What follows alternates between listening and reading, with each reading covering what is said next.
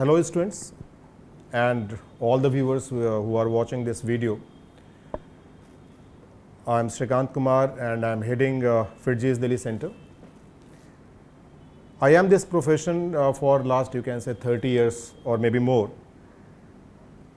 And every year, once the exam gets over and the results are out, I have this desire to bring the best of experiences of students who have successfully tested, or even those who have not been that successful, in the interest of the future aspirants.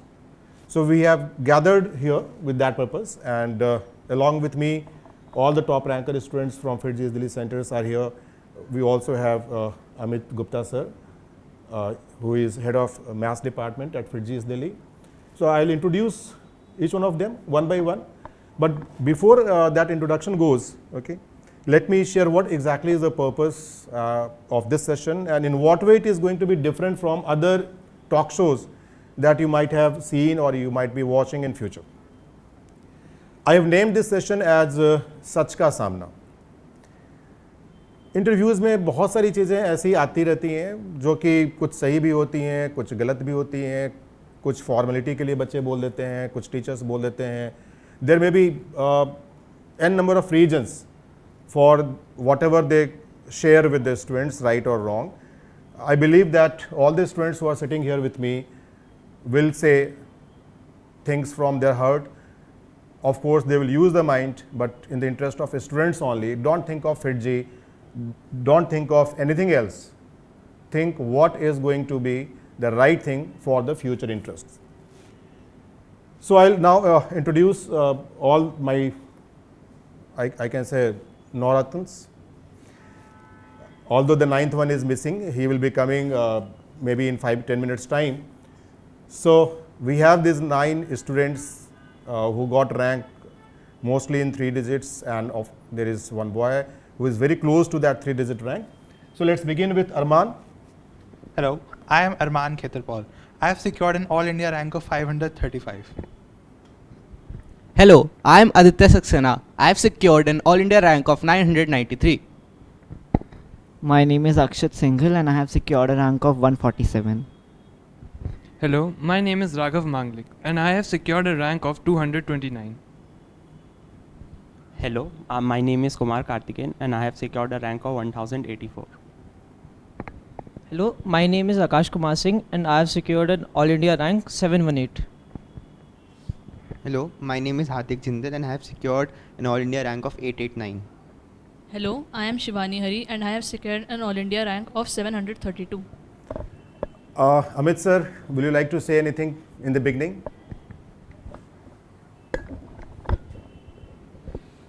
मैं बस इतना ही कहना चाहूँगा कि मतलब आज इन बच्चों के साथ जो हमने पास्ट में इतनी मेहनत की, तो जैसा आपने कहा उसी डायरेक्शन में एक बात बोलना चाहूँगा कि जो आपका एक्सपीरियंस है, एक्चुअल एक्सपीरियंस जो दिल से निकल कर आएगा, तो वो चीज़ आप यहाँ बच्चों के सामने जो आगे आने वाले फ्यूचरिस्टिक स्टूडेंट्स हैं उनके साथ शेयर करिए, ठीक है ना, ताकि वो लोग और अच्छे से, और जो चीज़ें हैं, जो बढ़िया चीज़ें हैं, जो एक अच्छी चीज़ें हैं, जो आपका जो एक्सपीरियंस है उससे सीख के वो बढ़िया परफॉर्म करें और अच्छी रैंक लेकर आए. Fine. So coming to the first thing that I have in my mind, I thought of something, a few questions. Some questions are planned and some will come again impromptu at that point of time. In the various interviews and the various newspaper ad, okay, we see that a student is claimed by that institute or this institute. Now, definitely as a teacher, if I have worked hard with some student, okay, and I see his picture or her picture, okay, in a wrong way being portrayed, so somewhere it hurts me also. And I get also confused, and at the same time it will be confusing to the other students also. So I would like to know from each one of you, excluding you and excluding your effort, if all other efforts are given 100 credits, like, okay, the institute, the teachers, any resource that you might have used online, okay, FitG, outside FitG. So if all those resources, facilities, supports are together, say have 100 credits, so in that case, how much FitG has that in 100 credit? उस 100 में FitG का क्या credit होगा? So let's begin with Arman. Out of that 100, what credit will be given to the FitG system, FitG teachers? So I have mostly used FitG for clearing my concepts and building them. But I would like to give a credit of 95, I guess, to FitG and other 5% to other websites or online stuff that I see. Okay, and we have to be precise. I mean, because time थोड़ा सा limited ही रहता है हमेशा. Time is always limited, and I want कि हमारा best students तक पहुँचे. तो इसलिए So similar to Arman, I would also like to give 95% credit to my success to FitG's Delhi team. I would like to give 99% credit to FitG because I have entirely relied on FitG over the past 2 years. I would like to give the same 99% credit to FitG East Delhi faculty. I started my education for JEE Advanced from this very institute. Before that, I was not getting any external support except from my school. So the entire credit for my success goes to East Delhi faculty. 95% of my credit goes to East Delhi FitG. okay. Same, 95% of the credit goes to FitG East Delhi. To be honest, I would say 97 credit goes to FitG Delhi Center. Rest 3 was devoted to various YouTube videos which I saw in during the time of pandemic, as I was not able to have a conversation directly with the faculty members as I was new in this competition. I would like to give 99% of the credit to FitG. Just like Hardik, I also used some YouTube resources during the pandemic because I felt that my concepts were not being cleared properly. Okay, as we generally say, aspersed by another name. So that another name is what? What is that other name? LLB, late Latif Bhai. So Aspersh just recently joined. So Aspersh, can you introduce yourself, name and your All India rank? My name is Persjan and I have secured All India rank 214. 214. Okay. Aspersh, the question that I was asking and they answered. Okay, let me explain that question to you. Excluding you, आपको और आपके efforts को हटाया जाए, and then we consider the other resources which has been instrumental in your success, in that like FitG, FitG faculty, your parents, any other online platform that you might have used occasionally or regularly. So considering all that, what role you think FitG has played in your success? What percentage? Like they said 95%, 97%, 99%. Okay. So what percentage you will like to give?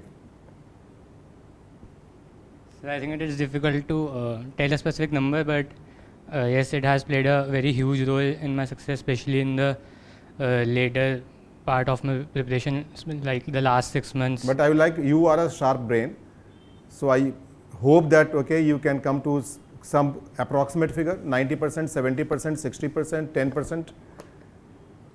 So 90% I can say. Okay, fine. So I hope, we are capable enough of saying and identifying and doing some kind of measurement, what role FitG has played in that. This program that we are conducting here is सच का सामना. So सच का सामना मतलब हमें जो भी बोलना है सच बोलना है, सच के सिवा कुछ नहीं बोलना है और बच्चों के हित में बोलना है. Because we are not, this is not advertising a kind of the hair oil or some soap, body soap or shampoo. Okay, like you may find some mega star promoting some kind of hair oil which he might not have even used once or might not have even seen that also at home, right?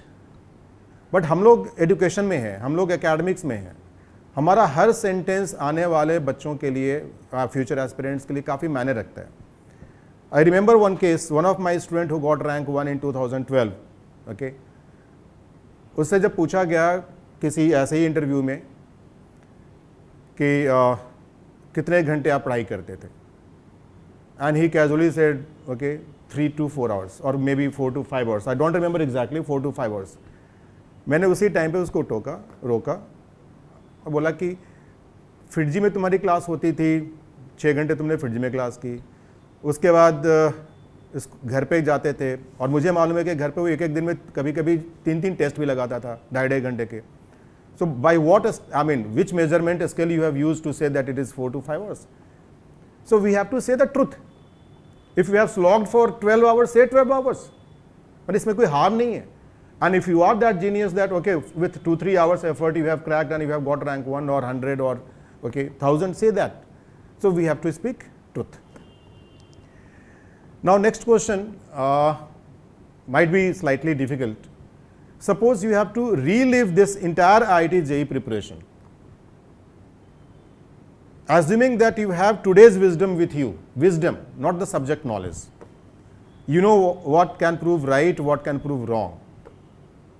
Okay, in the kind of success that you want for yourself. So you have to relive. That means you have to restart your preparation and you are back to your class 10th or maybe 9th or maybe 11th.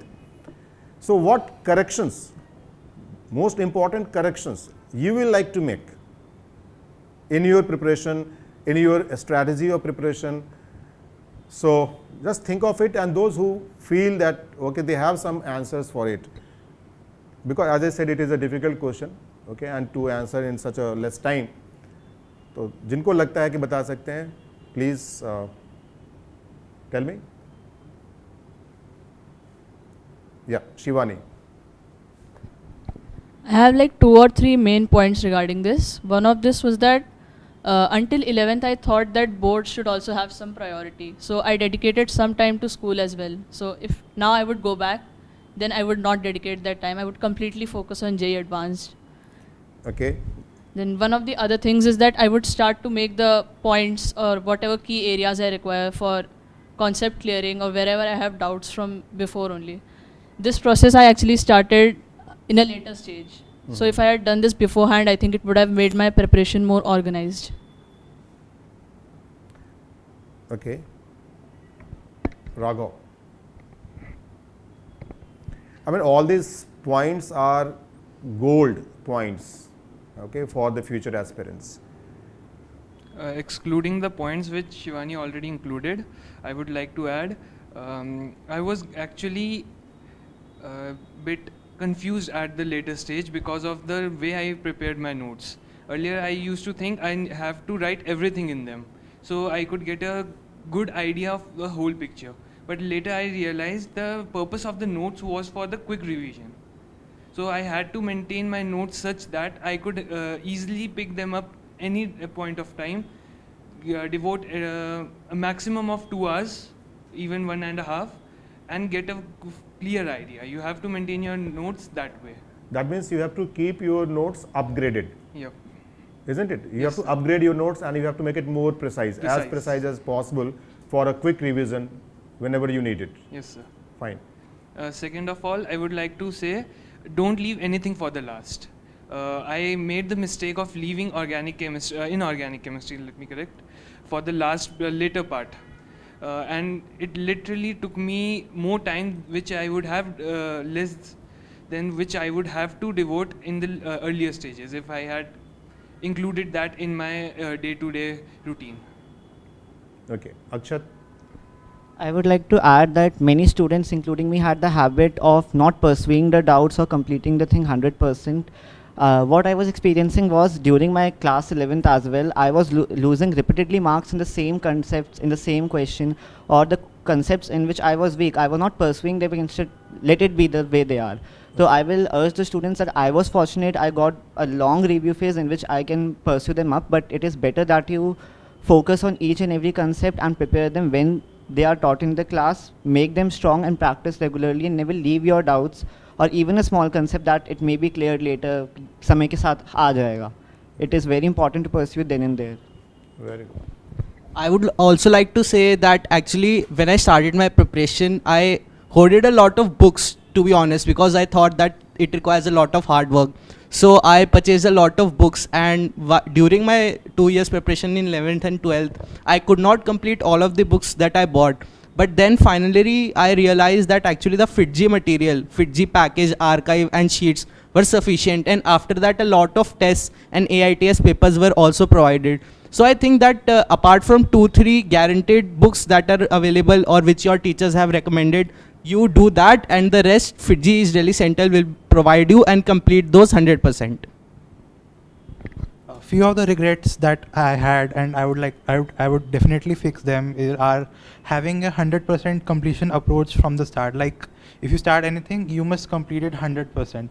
That is one of the regrets, and I should have paid more attention to chemistry during the study phase and not in the review phase, because that was the only important part, especially organic chemistry. If you study it well in class, you will need less of the inputs in review phase.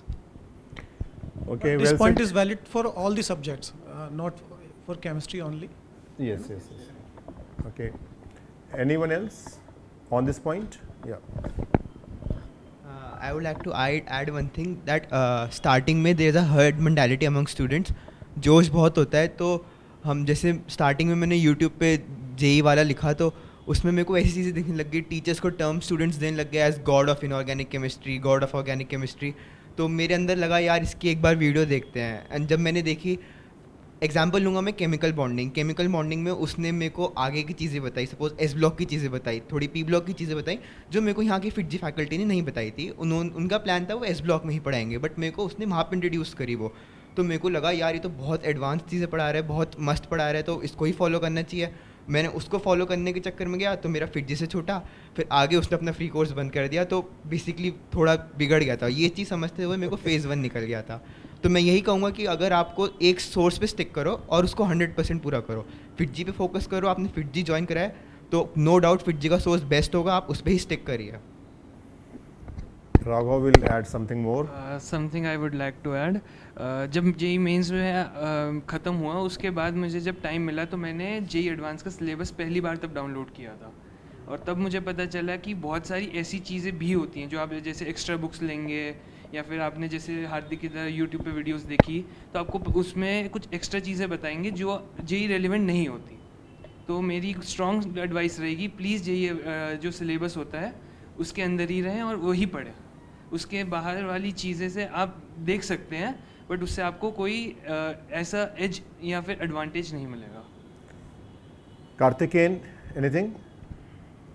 जैसे मुझे मेरा physics strong था तो मैं physics ही पढ़ता रहता था. Maths थोड़ा वीक था तो मतलब उसमें मन नहीं लगता था, तो मैं फिज़िक्स ही करता था. तो मैथ्स फिर डाउनहिल थोड़ा जाने लगा, तो मतलब उसको बाद में अपलिफ्ट करना मुश्किल हुआ मेरे लिए. तो मैं यही कहूँगा कि मतलब शुरुआत से ही बैलेंस रखना चाहिए सब सब्जेक्ट के बीच. Yeah, Aditya.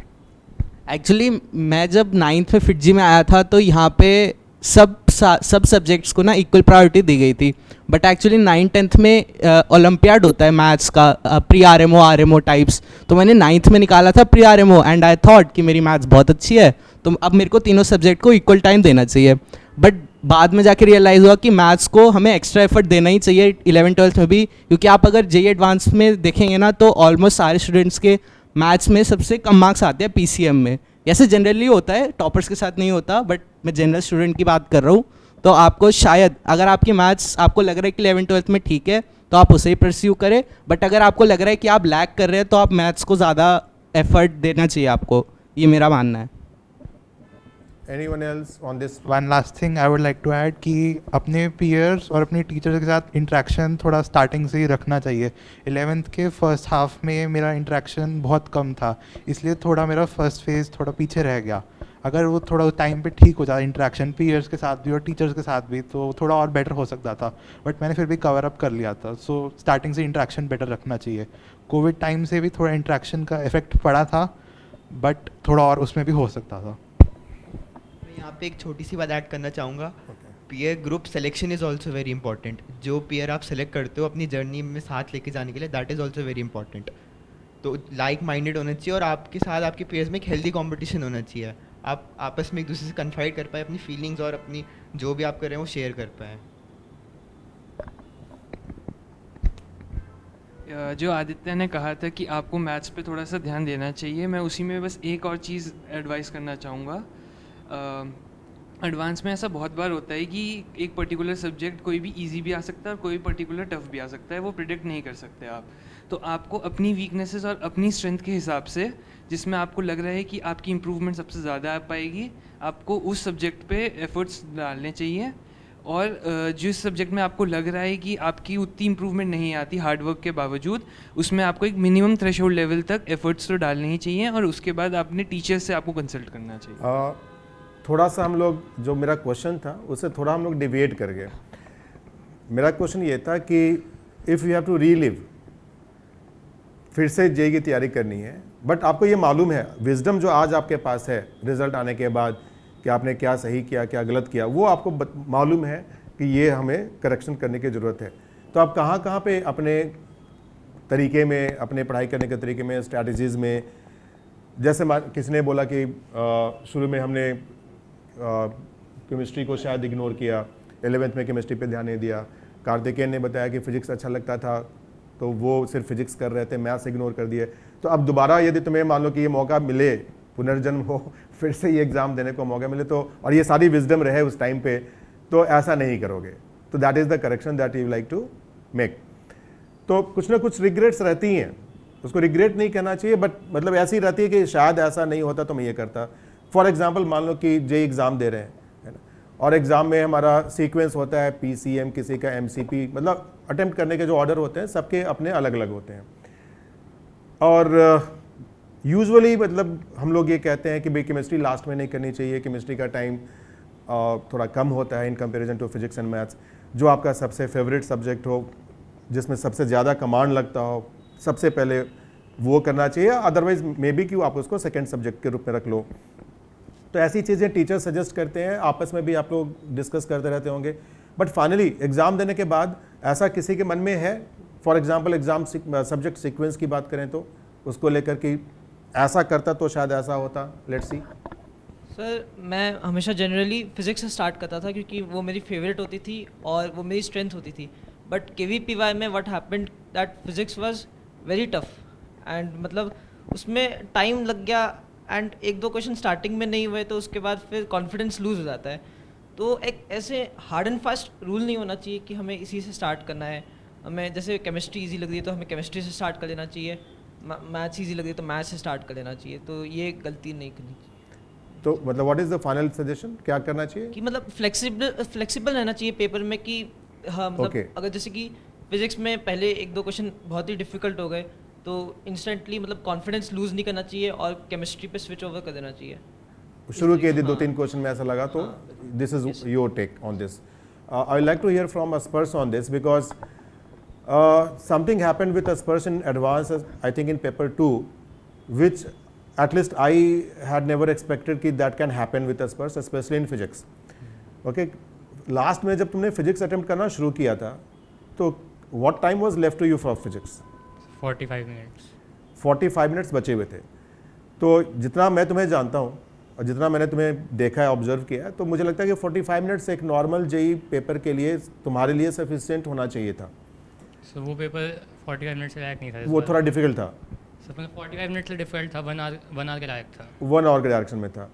तो किसी एक पर्टिकुलर पॉइंट पे तुम्हें लगा कि तुम थोड़ा सा पैनिक कर गए? हाँ सर, मुझे लगता है कि मैंने वैसे पेपर 1 के अंदर ऑर्डर मेंटेन किया था, केमिस्ट्री, मैथ्स, फिज़िक्स।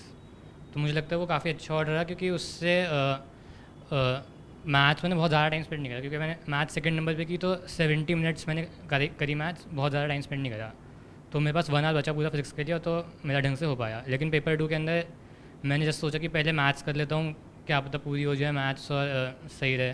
तो मैंने maths, chemistry, physics order follow करा। तो मैंने मैथ्स सबसे पहले करी तो माइंड थोड़ी हरी कम होती है शुरुआत में थोड़ा रिलैक्स होता है माइंड, तो थोड़ा आराम से कर रहे होते हैं।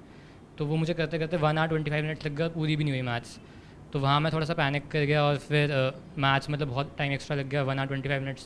तो उस वजह से फिर एंड में फिजिक्स छूट गई मेरी। और फिजिक्स में तुमने 5-6 जो मिस्टेक्स किए थे, तुम्हें क्या लगता है वो वैसे क्वेश्चंस थे, डिफिकल्ट थे इसलिए मिस्टेक हो गए थे, या सबसे आसान क्वेश्चंस थे पूरे दोनों पेपर मिला के? बस वो एंड में मैं उन पर आया तो बिल्कुल टाइम ही नहीं बचा सर। और कुछ क्वेश्चन छूट भी गए थे तुम्हारे? हाँ, छूट भी गए थे। Okay, now this is also another important point जो कि हमेशा हम लोग डिस्कस करते रहे पिछले 8-9 मंथ्स में जितनी ऑफलाइन प्रैक्टिस हुई है, उस ऑफलाइन प्रैक्टिस में 2-3 चीज़ों को जो हम लोगों ने FIITJEE दिल्ली में हाईलाइट किया. वन वॉज लाइक स्पीड, कि speed, if we talk of toppers, I'm not talking of a student who is not at all prepared or who is halfway prepared, but especially जिनकी मतलब preparation अच्छी है. ऐसा नहीं है कि हमें ये कॉन्सेप्ट नहीं आता है, हम फिजिक्स केमिस्ट्री मैथ्स तीनों अच्छे से जानते हैं. टाइम मिले तो शायद हम कोई भी जेई का पेपर 90% स्कोर कर लेंगे, 95% स्कोर कर लेंगे. टाइम मिला मतलब कि 3 घंटे के बजाय 4 घंटे लग गया, 5 घंटे लग गया. बट फाइनली ऐसा होना नहीं है. जेई में आपको 3 आवर्स ही मिलने वाले हैं, राइट? तो हमारा फ़ोन बज रहा था, उसको ये कर दो, साइलेंट में कर दो.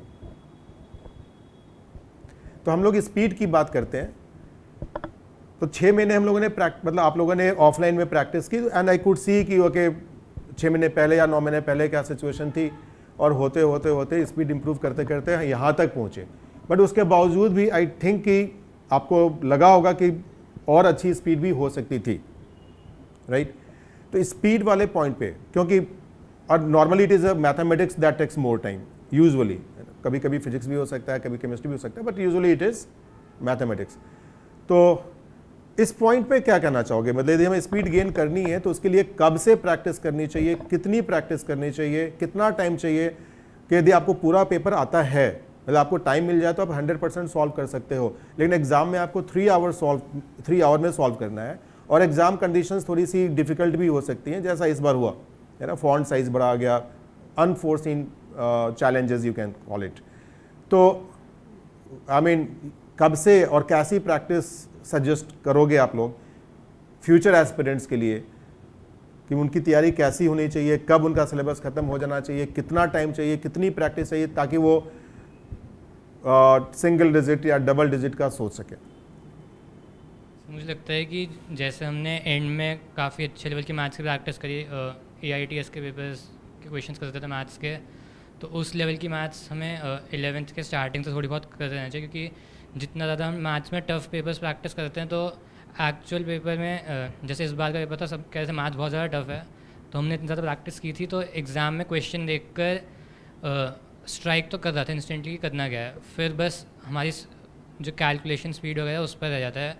तो हमें ऐसा लेवल मतलब अपना प्रैक्टिस कर रखना है कि एक्चुअल पेपर हमें थोड़ा सा उससे आसान लगे, ताकि हमें ज़्यादा सोचना ना पड़े क्वेश्चन में करना क्या, उसके बाद फिर सिर्फ कैलकुलेशन स्पीड करा जाता है. तो वही है कि जल्दी से जल्दी हमें थोड़ा एडवांस से ऊपर लेवल की मैथ्स की प्रैक्टिस करनी चाहिए अगर हम सिंगल लेवल डिजिट रैंक में जाना चाहते हैं. स्पर्श के केस में मैं एक चीज़ मुझे याद आ रहा है तो मैं बताना चाहूँगा.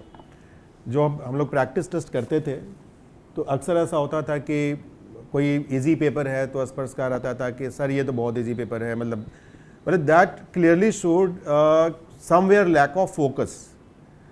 ओके, एग्जाम में you can have a very easy question and you can have a very difficult question, that's a different thing. And we always used to tell students कि we have to give same respect, okay, because they carry same marks, easy or difficult.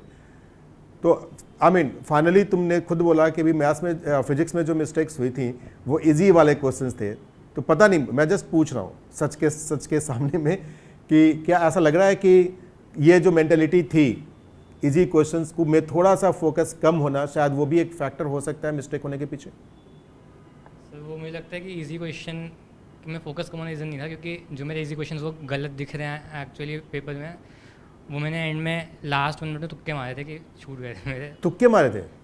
Sir मैं भूल गया था negative marking नहीं है, कि paper उनके अंदर डेसिमल में नेगेटिव मार्किंग नहीं थी. तो डोंट यू थिंक दैट मतलब नेगेटिव मार्किंग हो या नहीं हो, respective of that again it is kind of habit. Do you think a student like you needs any kind of this blind guess? नहीं sir, मैं कभी ब्लाइंड गेस मारता नहीं था, पर लास्ट 1 मिनट बचा था, लगा बहुत सारे क्वेश्चन लालच, तो लगा कि अब तो विल यू से कि लालच बुरी बला, मतलब नहीं करना चाहिए? हाँ सर, नेगेटिव मार्किंग है तो नहीं करना चाहिए. पॉजिटिव मतलब नहीं है तो नहीं है तो फिर तुक्के मार सकते हैं लास्ट. कब? लास्ट का मतलब 1 मिनट में. But that also need some time. कहीं ना कहीं तो दिमाग बैक इन द माइंड ये रहेगा ना कि मुझे ये भी काम करना है, कि जितने भी क्वेश्चंस बचे हुए हैं, और ये एक मिस्टेक हो सकती है ना कि जहाँ पे नेगेटिव मार्किंग नहीं है ना, how will you remember, there are so many sections, multi correct, single correct, match, etcetera etcetera. So how will you remember कि किसमें negative? Of course you can see, but there is a possibility of error. So when you are going for a single digit or double digit or triple digit rank, I don't think that, okay, we should have that thing as a part of our strategy. This may work for that who is hopeless of getting through. मतलब चलो इसी बहाने शायद अंदर तो हो जाए, मतलब कुछ तो आ जाए, but not for a student like you. Yeah. तो मेरे साथ भी यही हुआ था. एडवांस में पहले पेपर में नेगेटिव मार्किंग नहीं थी. मैथ्स में मेरे 4 क्वेश्चन बचे हुए थे, टाइम कुछ था 1 मिनट के आसपास. तो मैंने जो है मैथ्स में 4 के 4 में कुछ आंसर भर दिया और फिर मैं एक क्वेश्चन पे आया जिसका मैंने आंसर पहले ही गेस करके रख दिया था कि मुझे लगा कि वो हो जाएगा. मुझे गेसिंग वर्क में लग गए होंगे कुछ 20 सेकेंड्स. मैंने मतलब करा, स्क्रॉल रोल करते हुए मारे थे गेस. अब मैंने जो वो वाला क्वेश्चन था वो मेरा एग्जैक्टली जैसी आंसर आया तभी विंडो बंद हो गई. वो मेरे 3 नंबर बढ़ जाते, उसमें से जो भी गेस मारा कोई भी करेक्ट नहीं था ऑब्वियसली, बट वो मुझे एक रिग्रेट था कि हाँ उससे मेरे 3 नंबर बड़े आराम से बच सकते थे, क्योंकि जैसे ही मेरा आंसर आया तभी एकदम से विंडो बंद हो गई थी. और स्पीड वाली चीज़ मतलब मैं अपनी तरफ से ये ऐड कर रहा हूँ कि यू कैन नॉट से इंस्टेंटेनियस चेंज और सडन चेंज कि आप सोचेंगे कि आज हमारी स्पीड ये है और कल ऐसी हो जाए, वो नहीं हो सकता है, राइट. तो जब हम लोग प्रैक्टिस करते थे तो भी यही बात रहती थी कि ये जो चेंज होगा वो आप महीने 2 महीने ग्रेजुअली देखोगे, इज़न्ट इट. तो एक क्वेश्चन में नॉर्मली मान लीजिए कि जिसमें आपको 3 मिनट्स लगते हैं, 180 सेकेंड्स लगते हैं, यदि आप इस 180 सेकेंड्स में 10 सेकेंड भी सेव करते हो, यानी कि आपकी स्पीड ग्रेजुअली 2 महीने 3 महीने की प्रैक्टिस के बाद 10 सेकेंड पर क्वेश्चन यदि आपने इस तरीके से सेव किया ऑन एवरेज, राइट. तो ओवरऑल मे बी कि पूरे दोनों पेपर मिलाकर जो 6 आवर्स हैं, you can add 20-30 minutes and adding 20-30 minutes can take your rank from easily from 3 digit to 2 digit or 2 digit to 1 digit. Do you agree? Or I mean anything that anyone will like to say on this? अच्छा, एक चीज़ आप सबने more or less बोला अपनी बातचीत में कि last में जो रिव्यू का फेज था, तो क्या था उस रिव्यू फेज की खासियत क्या थी? मतलब you all seem to be very happy with that review phase, तो can you tell me a few things about that review phase that work for you?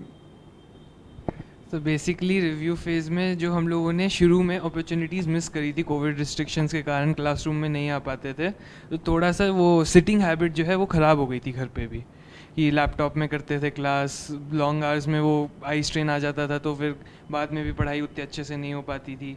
उतने ज़्यादा वर्क जो है उतना लॉन्ग आवर्स के लिए हम नहीं बैठ पाते थे.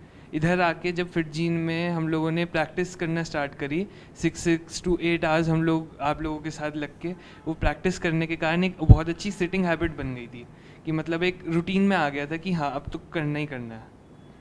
तो वो एक, और उसके कारण स्पीड भी बहुत ग्रेजुअली हम लोगों ने 6 to 8 मंथ्स जो लगातार वो प्रैक्टिस करी 8 आवर्स एवरी डे की, उससे स्पीड में भी बहुत ज़्यादा फ़र्क आया.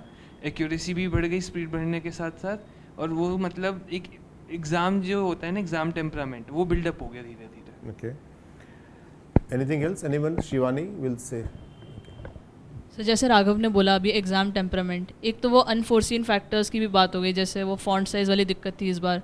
तो मुझे लग रहा है जो अभी एक्सटेंसिव प्रैक्टिस हुई थी हमारी रिव्यू फेज़ में, उसकी वजह से हम उस जैसे चैलेंजेस के लिए बेटर इक्विप्ड थे. मतलब उसको देख के पैनिक नहीं हुए, थोड़ा एडजस्ट होने में टाइम लगा, बट जितना बाकियों को लगा होगा उससे कम लगा मुझे लगा. ओके.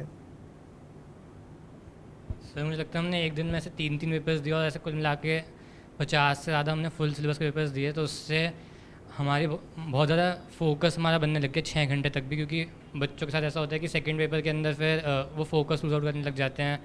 तो हमने ऐसे दिन में 3 पेपर्स दे लिए, तो सेकंड पेपर में तो हमारी एफिशिएंसी एकदम 100% पे रहती है, तो वो फ़ायदा था. मतलब लंबे टाइम तक फोकस रखना, एफिशिएंसी मेंटेन रखना, तो वो एक हैबिट हुई.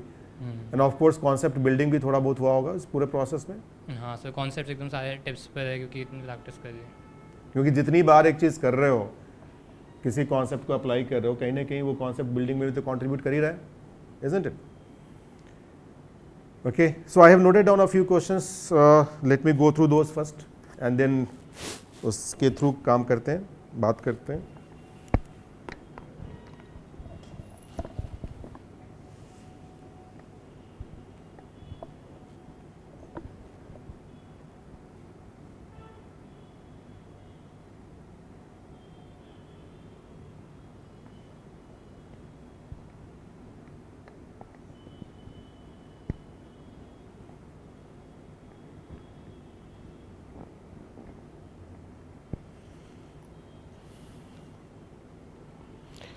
Okay, yeah.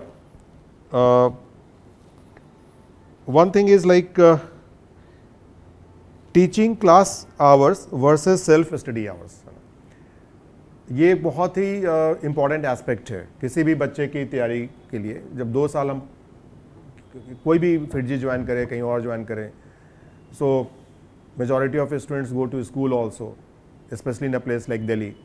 तो स्कूल से आते हैं, कोचिंग में आते हैं, फिर यहाँ पे मान लीजिए कि 4 घंटे की क्लास हुई, आने जाने का टाइम. बट तब भी कहीं ना कहीं हमें एक बैलेंस स्ट्राइक करना है कि कोचिंग में यदि आपने 4 घंटे की क्लास की या 2 घंटे की कोई क्लास की, तो कोचिंग क्लासेस और सेल्फ स्टडी आवर्स जब तक आपका कोर्स पूरा नहीं हुआ है ना. जब एक बार कोर्स पूरा हो जाएगा then it is a different thing, then it is practice, more of practice. But जब तक क्लासेस हो रही हैं, टीचिंग प्रॉपर सिलेबस की क्लासेस हो रही हैं, तो उस फेज़ में for each teaching hour how many hours of self study includes practice on that topic also. So what is the, I mean, healthy ratio? Sir at least मुझे लगता है जितना टाइम टीचिंग आवर्स है उससे हाफ टाइम तो self study होना ही चाहिए, और आइडियल केस में सोचें तो 2/3 of the time. 2/3, do you think it is sufficient? Like think from a normal student point of view, कि यदि हमने क्लास में 4 घंटे में मान लो कि स्ट्रेट लाइन की थ्योरी मान लो कि डिस्कस हुई, या 6 घंटे में स्ट्रेट लाइन की थ्योरी डिस्कस हुई. अब हमें घर पे स्ट्रेट लाइन की थ्योरी रिवाइज भी करनी है, पढ़नी भी है, और प्रॉब्लम सॉल्व करनी है. तो मान लो स्ट्रेट लाइन पे एक डेफिनेट कमांड है, उस डेफिनेट कमांड के लिए कितने मतलब क्वेश्चंस तुम्हें लगता है कि होंगे, तब जाकर वो JEE एडवांस टाइप का कमांड आएगा? 100 क्वेश्चंस तो बनने होंगे, कम से कम 100 क्वेश्चंस करने होंगे. तो how much time will it require? 5 hours. ये 5 hours तो तब होगा जबकि तुम्हारे कॉन्सेप्ट्स बन चुके हैं, मतलब तुम्हें स्ट्रेट लाइन पे कमांड हो चुका है. 7-8 hours. तो मे बी जो बात करी ना, रेशो की बात करी कि भाई आप क्लास में जो टीचिंग आवर्स हैं और प्लस जो घर पे जा रहे हैं आप, उसके जो सेल्फ स्टडी आवर्स हैं, और एक जब स्टूडेंट स्टार्ट करता है उस पॉइंट को ध्यान में रख के आपकी भी आप वो मतलब हाँ, मतलब पहली बार आप स्ट्रेट लाइन पढ़ रहे हो, पहली बार कोचिंग में straight पढ़ाया line जा रहा है, आज वो स्लोप इंट्रोड्यूस हुआ, आज वो वाई इंटरसेप्ट इंट्रोड्यूस हुआ. तो फर्स्ट टाइम जब कोई स्टूडेंट पढ़ रहा है तो उसको वो सारे कॉन्सेप्ट डाइजेस्ट करना, उसको मास्टरी करना, उसकी प्रैक्टिस करना, उस रेशो को सर का मतलब स्पर्श के केस में क्वाइट पॉसिबल है कि भाई तुमने क्लास हुई तो क्लास में तुमने समझ लिया, मतलब घर पे जाके तुमको समझने के लिए कि स्लोप क्या होता है और पॉइंट ऑफ इंटरसेक्शन क्या होता है, उसमें तुम्हें कन्फ्यूजन नहीं है. तो definitely you will directly jump into the practice. But there will be many students who I mean didn't or who couldn't or who generally cannot digest 100% whatever is done in the class. So they need to revise the notes. Okay, they need to do the same questions which have been done in the class to get an idea. Okay, and then gradually they go into the problem sets. So that way I think I mean it might be your opinion, but somewhere I disagree with this. So let us hear from anyone else. Yeah, Raghav. I think the ratio should be 2:1. Well, the one for Ma'am, coaching hours. Two for self-study, one for the lecture and the Okay, मतलब for each teaching hour there should be 2 self-study hours minimum. the minimum. और size. ये healthy है, बस इतना ही होना चाहिए, या तुम्हारे लिए sufficient है? So for me it was sufficient from the beginning. For you it was sufficient. Okay, Akshat. I would like to suggest that one shall set their priorities and focus on concept building, because if you bind yourself in a time frame, like when I talk about myself while beginning in class 11th, I was not so, I would say, genius type of person who could easily grasp the concept that were being said in the class. I needed time to go through the theory and then further to solve all the packages and assignment. So yeah, minimum a threshold is there that you have to achieve. For example, as Raghav suggested, twice the time. But I believe instead of binding yourself to the time, you shall set your targets. We have to revise the notes. We have to achieve a minimum a substance level or threshold level in each topic and work according to whatever time it takes, because whenever you are building the concept, it takes time. It takes time. No matter how much rank you achieve, but when I talk about myself in the beginning, I had the problem, especially in maths, it took time to revise all the formulas and to see their application. Many a time it happened, I have to go through the examples as well. So I will suggest to take your time, not to, because when you bind yourself to your time, आप खाना पूर्ति कर रहे हो केवल कि हमारा study time complete हो गया. So healthy level you can say it is twice, but I will suggest जितना आप पढ़ सकते हो आप priority set करो. Try to get you more and more that you will self-study, more efforts that you will put in building your concept, that will be better. I completely agree, but I just like to add here, time is always limited, right? So what happens ki today in the coaching, you have been taught a straight line, the beginning, okay? Then after 2 classes, okay, it is pair of a straight line. Then you enter into circles, then you conic sections. So the way, I mean, if you just consider the pace of the way, I mean, the topics, the way it is covered in the coaching, I mean, you don't have that much time at home, especially if you are going to school. And generally, I mean, there may be students, I have seen many students who think that, okay, coaching will take care of everything. उनको ऐसा लगता है कि उनको घर पे मतलब थोड़ा बहुत एक बार देख लिया तो ये सफिशिएंट होगा, और होता क्या है कि जब आपका 1.5 साल हो गया, सिलेबस पूरा हो गया, सिलेबस तो पूरा हो गया, लेकिन उसके बाद जब आप टेस्ट में बैठते हो तो लगता है कि देखा हुआ है, कॉन्सेप्ट हम जान रहे हैं, लेकिन पैर नहीं बढ़ रहे हैं, मतलब आप क्वेश्चन को सॉल्व करने के डायरेक्शन में बढ़ नहीं पा रहे हो. तो ये एक बहुत मेजर चैलेंज रहता है बच्चों के साथ. तो इस चैलेंज को कैसे मतलब ठीक किया जा सकता है? आई एम टॉकिंग ऑफ दो students okay who might be struggling to get 6000 rank or 5000 rank or 7000 rank. मैं हम सब के बारे में सोचें तो क्या करना, मतलब कैसे इस चीज़ को रिजॉल्व कर सकते हैं? I believe practice is only the key. That first you should have right kind of practice, talk to your teachers to get the right level of assignments. It's, well, in Delhi many students go to school, but I believe I was fortunate that there was COVID-19. I not much devoted time to school, if I frankly say. So I believe one shall set your priority, because everyone knows advanced level and board level are not at all comparable. So, you shall I mean, have the advanced focus from the beginning. Advanced होगा तो board साथ ही साथ हो जाता है. बिल्कुल. I mean here comes that particular answer कि time तो लिमिटेड रहेगा, आपको सर्टेन एक्टिविटीज़ को कट करना होगा, because you have to have your priorities set. यदि जेई एडवांस आपका प्रायोरिटी है और एट द सेम टाइम आप सोच रहे हो कि नहीं मेरी ये सोशल एंगेजमेंट है वो भी प्रायोरिटी है, ठीक है, मेरा वो स्कूल का असाइनमेंट है उसमें भी मतलब अच्छे कलर से हमें डेकोरेट करके सबमिट करना है A+ ग्रेड लाने के लिए, वो भी हमारी एक प्रायोरिटी है. So if you keep all those things in mind then of course you are somewhere compromising with your JEE advance prospects. तो एक्टिविटीज़ आपको देखना पड़ेगा जो नॉन प्रोडक्टिव एक्टिविटीज़ हैं for specially for JEE advance, तो I think वहाँ पर हमें थोड़ा सा कट करना पड़ेगा. Anyone else on this? Yes Shivani. Sir जो सिलेबस कंप्लीशन के टाइम होता है उसमें बेयर मिनिमम तो सबको ये करना चाहिए कि नेक्स्ट क्लास से पहले जो पहले कवर हुआ था वो कंप्लीट कर लेना चाहिए. नोट्स का रिवीजन प्लस सम प्रैक्टिस प्रॉब्लम्स. जैसे मैं वीकेंड बैच में थी तो सैटरडे जो भी पढ़ाया जाता था वो संडे से पहले कंप्लीट करना चाहिए, वरना संडे की चीज़ें क्लियर नहीं होंगी. या स्पेशली फॉर वीकेंड बैच जहाँ पे कि बच्चों को सैटरडे संडे को ही आना है, इट इज़ वेरी इंपॉर्टेंट. स्पष्ट सर एक चीज़ मैं उसमें कहूँगा कि जैसे ऐसा होता है कि सिलेबस कंप्लीट हो जाता है, फिर जब टेस्ट शुरू होते हैं तो बच्चों को लगता है यहाँ पढ़ा हुआ है पर समझ नहीं आता कैसे करना है.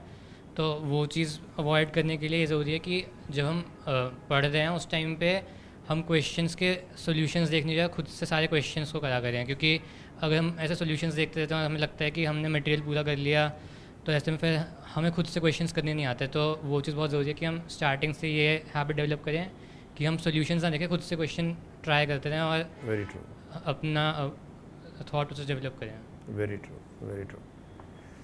Anyone else? So let's move on to the next question. Time division. भाई ठीक है, आपने टाइम कट कर लिया अदर एक्टिविटीज से, so now you know that you have so much time. Now how much time to physics, how much time to chemistry, how much time to maths? Equal time, or maybe some subject requires more time in the beginning, some subject requires more time towards end, and some subject may be requiring almost same division, okay, throughout your preparation. So if we have to see the subject specific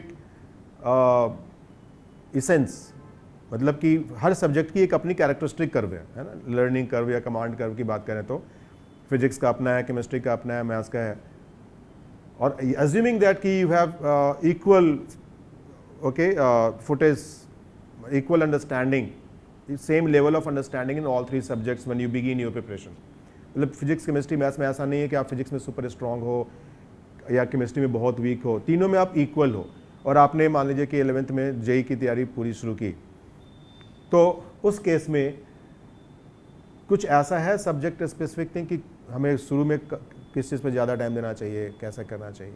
या तो मुझे लगता है अगर हम ऐसा माने कि तीनों सब्जेक्ट्स में इक्वल हैं, तो उस केस में भी केमिस्ट्री का सिलेबस जो है थोड़ा फिजिक्स मैथ्स के मुकाबले में ज़्यादा है, और थोड़ा ज़्यादा शुरुआत में तो एटलीस्ट हमें थोड़ा ज़्यादा टाइम देने की जरूरत होती है केमिस्ट्री को. लाइक 3:3:4 का रेशियो हम मान सकते हैं, जिसमें केमिस्ट्री को हमें 4 देना पड़ेगा, क्योंकि जैसे फेज़ 1 के अंदर मुझे याद है तो 7 चैप्टर्स थे केमिस्ट्री के अंदर, मैथ्स में सिर्फ 4 थे. तो केमिस्ट्री के अंदर सिलेबस थोड़ा ज़्यादा ही रहता है, तो केमिस्ट्री को थोड़ा ज़्यादा टाइम देता है शुरुआत में. और एंड के अंदर मुझे लगता है कि एंड में फ़िज़िक्स को थोड़ा सा कम टाइम दे सकते हैं कंपैरेटिवली, और मैथ्स के अंदर प्रैक्टिस करना ज़्यादा इंपॉर्टेंट रहता है एंड में. मतलब शुरू में केमिस्ट्री में ज़्यादा टाइम दें रिलेटिवली, और एंड में मैथ्स को ज़्यादा टाइम दें, या फिर जो वीक सब्जेक्ट हो. मतलब स्पीड पॉइंट ऑफ व्यू से probably you are talking about. Okay, anyone else on this? I would like to suggest that even while practicing, there's minimum level that you shall, like, we have to complete the packages in each and every subject regardless. आपको maths में time ज़्यादा लग रहा है, chemistry के questions theory based थे वो जल्दी कंप्लीट हो गए, तो तीनों के पैकेजेस करना बहुत ज़रूरी है. और प्रिपरेशन के ड्यूरिंग केमिस्ट्री ज़्यादा टाइम लेती है. आपको इनऑर्गेनिक है, इनऑर्गेनिक आपको रटना पड़ेगा, ऑर्गेनिक में भी थ्योरी होती है, फिजिकल में भी थोड़ी थ्योरी है. अगर आप ये थ्योरी को साइडलाइन कर दोगे कि हम केवल न्यूमेरिकल्स पे जाएं या थ्योरी रिव्यू के टाइम पे कर लेंगे, तो वो नहीं हो पाता है. तो केमिस्ट्री टेक्स अ टाइम, तो आपको साथ ही साथ सारे आपको एक बैलेंस बिठाना पड़ेगा जहाँ पे आपका कोई सब्जेक्ट लैग भी नहीं कर रहा है, बट केमिस्ट्री थोड़े एक्स्ट्रा इनपुट्स मांगती है, और पेपर के दौरान वो पे ऑफ भी करती है कि आप इनऑर्गेनिक का आपको कुछ याद है तो इतना ईजिली आपको ना ही टाइम लेगा और उतने ईजिली मार्क्स भी हो जाएंगे जितने किसी फिजिक्स या मैथ्स के न्यूमेरिकल्स आएंगे. तो तीनों सब्जेक्ट्स में बैलेंस मेंटेन करना कि हम सब में कुछ एटलीस्ट अगर हम मैनेज नहीं कर पा रहे तो एक मिनिमम सस्टेनेंस तो क्रॉस कर ही रहे हैं. And that may require more time in one subject. Yes, कि मैथ्स में किसी मतलब को हमें टाइम के टर्म्स में नहीं सोचना है, हमें थ्रेशोल्ड कमांड के टर्म्स में सोचना है तीनों ही सब्जेक्ट में. But going with the normal experience, as asper said and you also said that initially chemistry may take more time, and that is fruitful as well. It pays off. and that is very fruitful also. So anyone who disagrees with this? Everyone agrees? Okay, good. Nothing more on this question? Fine.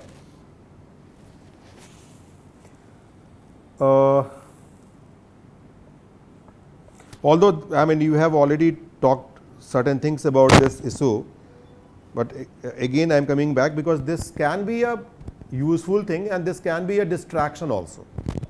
With COVID time की वजह से there have been many online opportunities and they are supporting students in many cases.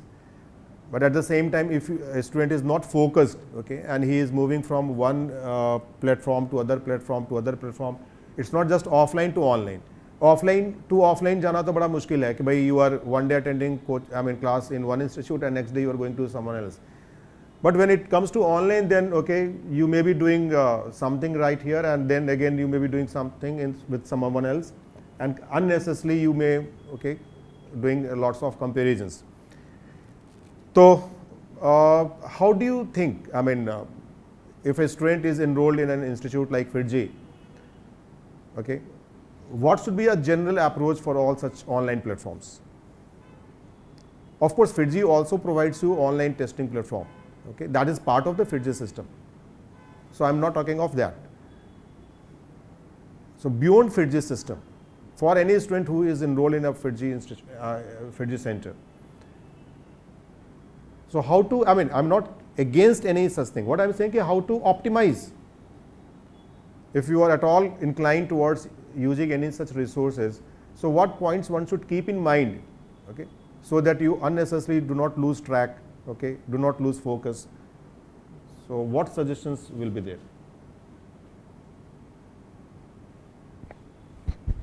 Sir मेरा opinion ये है कि theory तो हमें जहाँ जैसे फिट जी अगर आपने ज्वाइन करा है तो थ्योरी तो हमें पूरा फिट जी का रखना चाहिए, कहीं और से डेविएट नहीं करना चाहिए.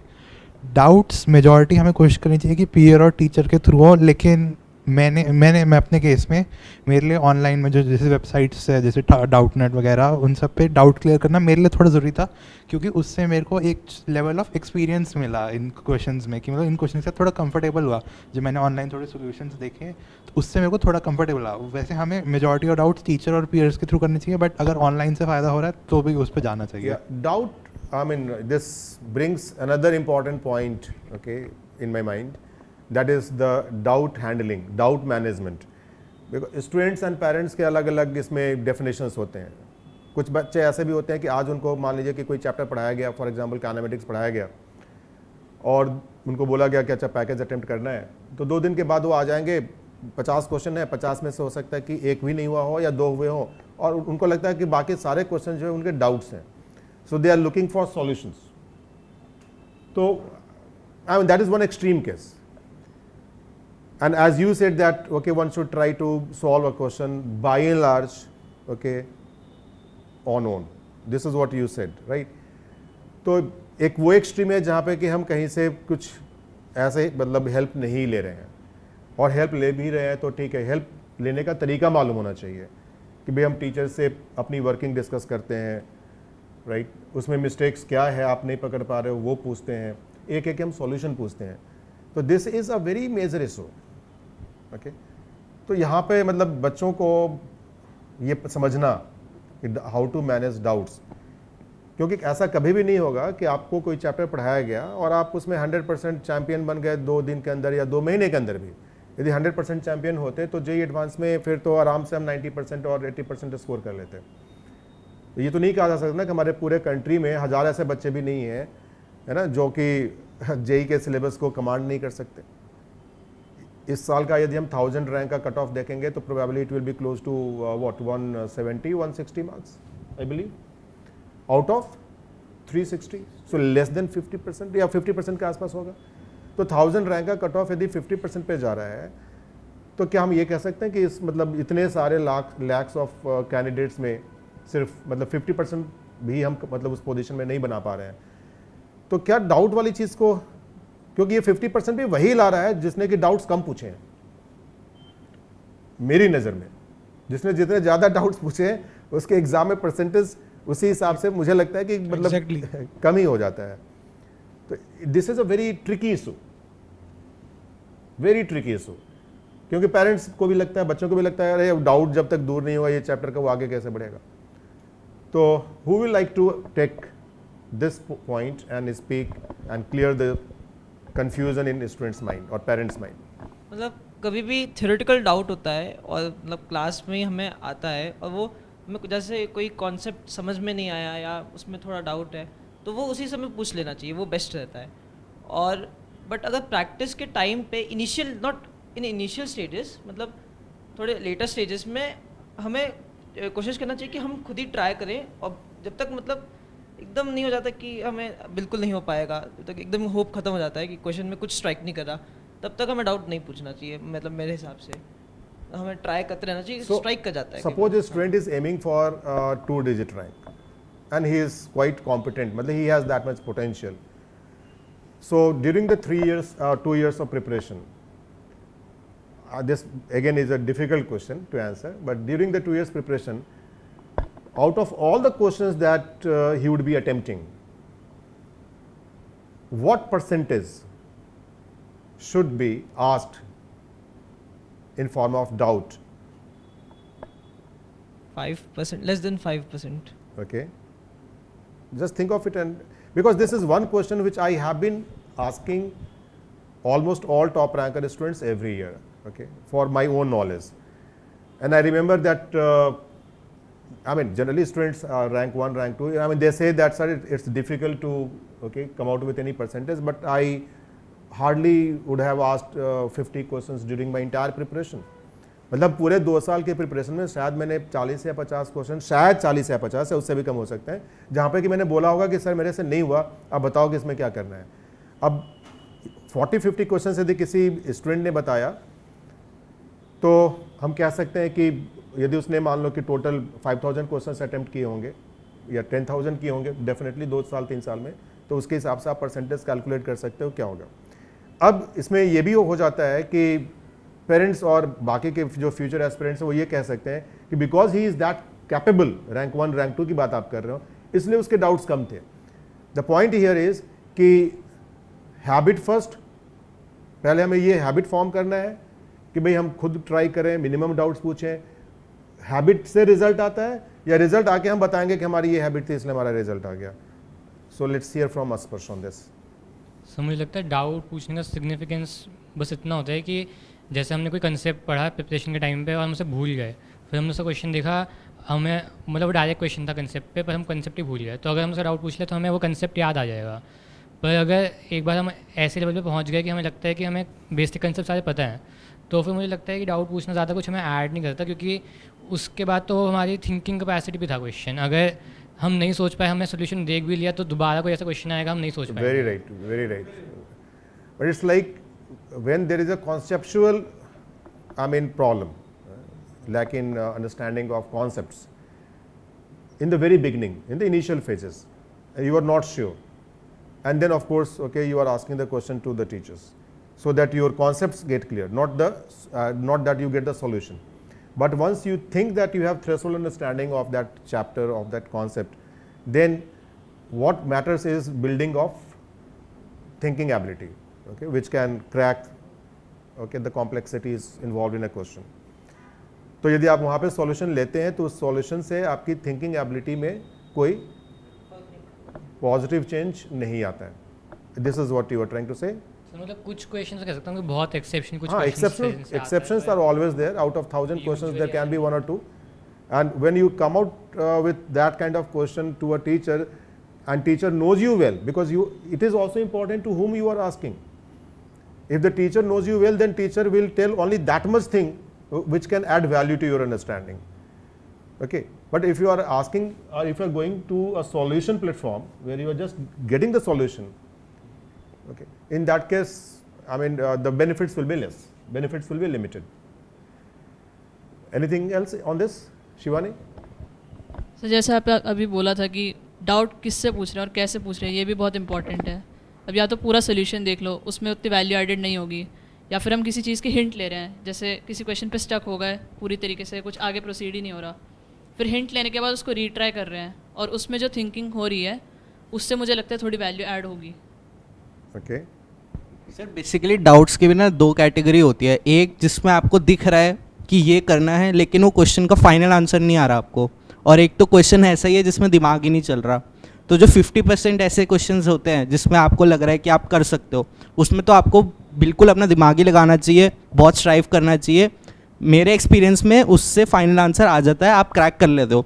बट रेयरली ऐसा केस होते हैं जिसमें थोड़े क्वेश्चंस कभी कभी ऐसे मिल जाते हैं जिसमें कुछ समझ नहीं आ रहा, तो उसको भी लिमिटेड टाइम तक या 1 और 2 डेज तक आप सोचें कि ये फिर भी नहीं हो रहा, तब आप जाके पूछ ले वो।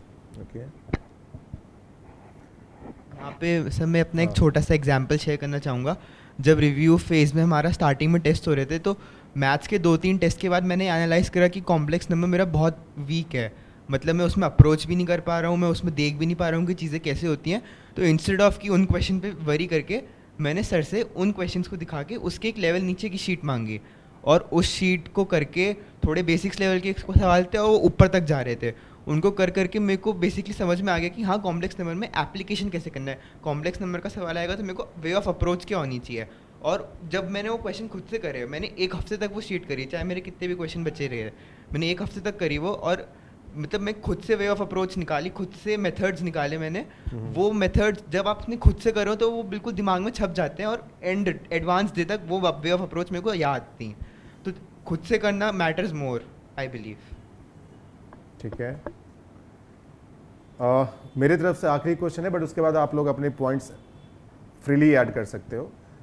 वो ये है कि जनरली बच्चों को ये भी रहता है कि एक दिन में तीनों सब्जेक्ट पढ़ें, फिजिक्स केमिस्ट्री मैथ्स पढ़ें, या एक दिन में किसी एक सब्जेक्ट पे फोकस करें, बिकॉज स्कूल डेज में हैबिट होती है कि हम तीनों मतलब जितने भी मेजर सब्जेक्ट्स होते हैं you try to do almost all subjects on a particular day, but when it comes to JEE preparation then it is a different game, because you have to work till the time you get some insight into the concept. मतलब एक point पे जाके आपको लगेगा कि हाँ अब समझ में आ रहा है, अदरवाइज उसके पहले लगेगा कि मतलब पता नहीं हम क्या कर रहे हैं, कुछ हो भी रहा है। तो उस पॉइंट तक पहुंचने के लिए हो सकता है कि कभी 2 घंटे लग जाए, कभी 3 घंटे लग जाए, कभी 4 घंटे लग जाए, राइट। हो सकता है कि सेम डे पे वो हो भी नहीं। तो ये भी एक बहुत ट्रिकी इशू रहता है बच्चों के सामने कि ये चीज़ कैसे मैनेज करें। तो यहाँ पर आपके जो भी व्यूज़ हैं वो बताओ। या sir I think all 3 subjects एक दिन में करना मतलब उतना एफिशिएंट रहेगा नहीं, क्योंकि तीनों में एक लेवल ऑफ कमांड हमें चाहिए और तीनों में मतलब कुछ अमाउंट ऑफ टाइम तो डेडिकेट करना ही है। तो विद इन अ डे अगर हम जितना भी सेल्फ स्टडी आवर्स है जो भी टाइम है उसको स्प्लिट करेंगे वो एफिशिएंट नहीं रहेगा और वो जितना रिक्वायर्ड लेवल है वो अटेन नहीं हो पाएगा। मैक्सिमम मेरे ख्याल से 2 सब्जेक्ट्स करने चाहिए वन डे में, वो भी ताकि मतलब मोनोटोनस ना रहे और थोड़ा स्विच हो जाए हमारे थॉट प्रोसेस में जो भी हो रहा है और एफिशिएंसी भी बनी रहे उस चीज़ में। ओके सर मुझे लगता है कि एक दिन में वही 3 सब्जेक्ट करना तो पॉसिबल नहीं लगता। सर मैं सोचता भी था कि एक दिन 3 सब्जेक्ट करूँ, तो फर्स्ट सब्जेक्ट में ऐसा लगता था कि इतना टाइम निकल गया कि 3 सब्जेक्ट नहीं हो सकते। तो एक दिन में मुझे लगता है एक सब्जेक्ट भी करें तो वो ठीक है, बस हमें अच्छे से करना होता है, क्योंकि एक बार एक सब्जेक्ट स्टार्ट कर दें तो फिर उसे पढ़ने का मन भी करता है, फिर बार बार ऐसे चेंज करके फ्लो टूटता है। बस उसमें एक चीज़ इंपॉर्टेंट है कि हम एक सब्जेक्ट को अगर एक दिन करते हैं तो ये नहीं कि हम 4-5 दिन तक कोई सब्जेक्ट करते रहें और फिर बाकी 2 सब्जेक्ट ना करें। जैसे मेरे साथ हो जाता थोड़ा कि 3-4 दिन एक ही सब्जेक्ट करता हूँ क्योंकि वो करने में इंटरेस्ट आ रहा है। तो एक दिन में एक सब्जेक्ट करना तो ठीक है, बस हमें ये ध्यान रखना चाहिए कि हम फिर वो चेंज भी करें कि सेकेंड डे सेम सब्जेक्ट ना करते रहें, वरना फिर बाकी सब्जेक्ट का फ्लो टूट जाएगा। राइट। और कोई ऐड करेगा इस पर? सर जो अभी स्पर्श ने टिप दी मेरे हिसाब से वो रिव्यू के लिए ज़्यादा वैलिड है। जो हमारा स्टडी फेज़ है उसमें हमें तीनों एक दिन में नहीं, बट ऐसा होना चाहिए कि जो हमने एक हफ्ते में पढ़ा वो तीनों एक हफ्ते के अंदर ही कर लिया उसी ड्यूरेशन में। जो स्पर्श ने दी कि एक सब्जेक्ट पूरा एक दिन लगाना, वो रिव्यू के लिए ज़्यादा मेरे हिसाब से। वो इनिशियल फेज़ में कैसा होना चाहिए? सर इनिशियल फेज़ में ऐसा होना चाहिए कि तीनों में मतलब बराबर टाइम देना है, बस एक कोई ड्यूरेशन रखनी चाहिए। जिस हफ्ते में हमने वो टॉपिक पढ़ा उसका रिवीजन और वो सब उसी एक हफ्ते के अंदर होना चाहिए, एक टाइम टेबल होना चाहिए। जैसे कि फॉर एग्जांपल 3 डेज़ के अंदर कर लिया, 3 डेज़ में फिर किसी भी तरह की डिस्ट्रीब्यूशन रख सकते हैं हम जो हमें वैलिड लगे। मैं मतलब जो अभी बच्चे क्लासेस अटेंड कर रहे हैं जिनको अगले साल देना है या उनके अगले साल देना है, मैं उनके हिसाब से सोच रहा हूँ, क्योंकि उनके मन में ये रहता है कन्फ्यूज़न। तो सपोज़ कोई एक केस लेते हैं कि स्टूडेंट स्कूल जाता है ना, तो स्कूल से घर लौटा 2:30 बजे, फिर यहाँ पे क्लासेस अटेंड करने आ गया 3:30 पे, 2 क्लासेस हुई, 7:45 पे क्लासेस ख़त्म हुई, फिर वो घर पहुँचा 8:15 या 8:30 पे, डिनर वगैरह किया, रात के 9 बज गए। तो ये हो गया उसका वो दिन जिस दिन वो स्कूल भी गया, कोचिंग में गया।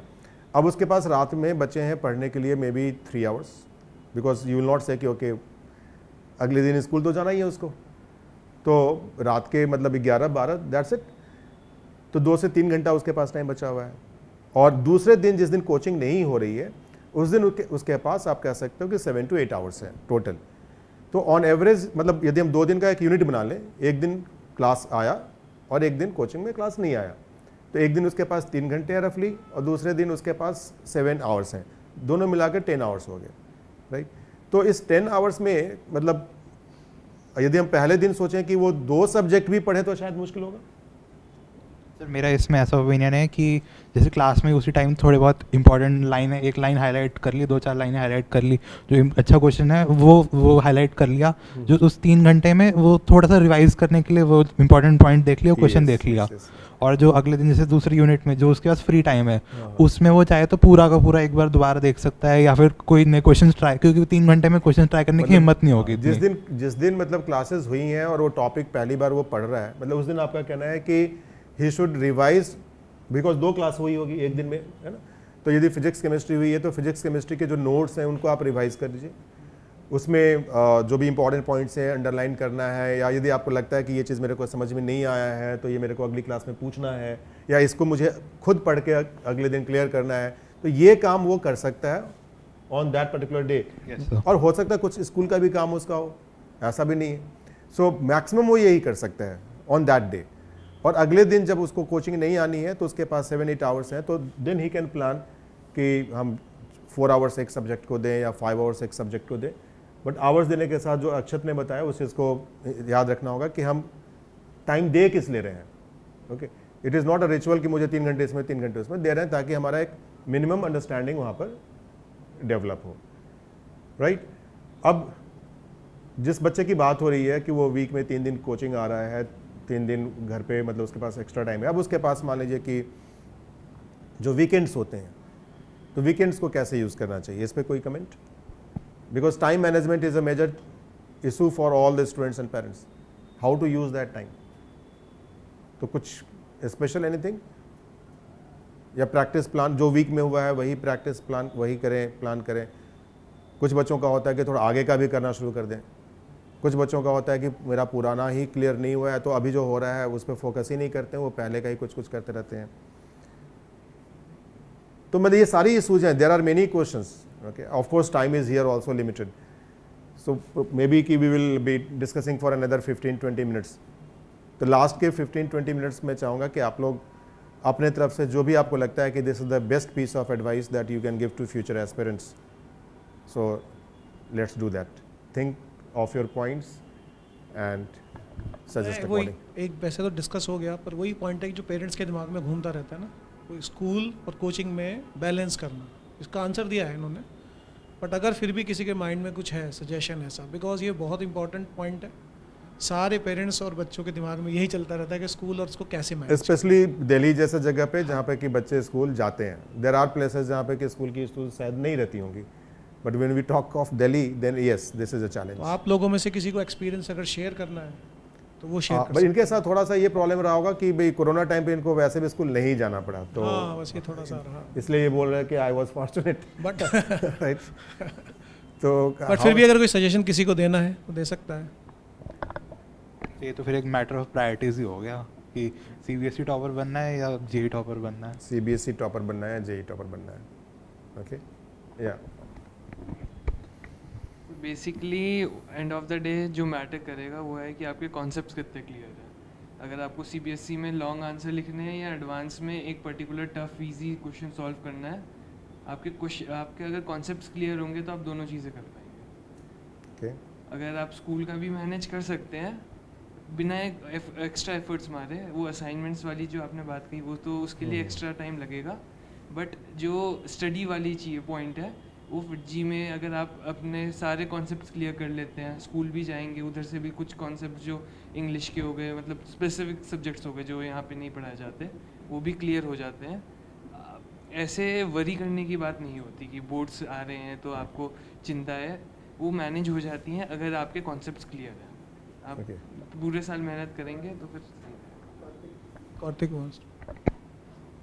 जैसे स्कूल का काम, जैसे 12th में स्कूल में था तो मैं जाता था, तो मैं स्कूल का काम स्कूल में ही कर लेता था, ताकि मतलब घर में आके मैं कोचिंग का और ये सब का जो असाइनमेंट मिले हैं वो कर पाऊँ।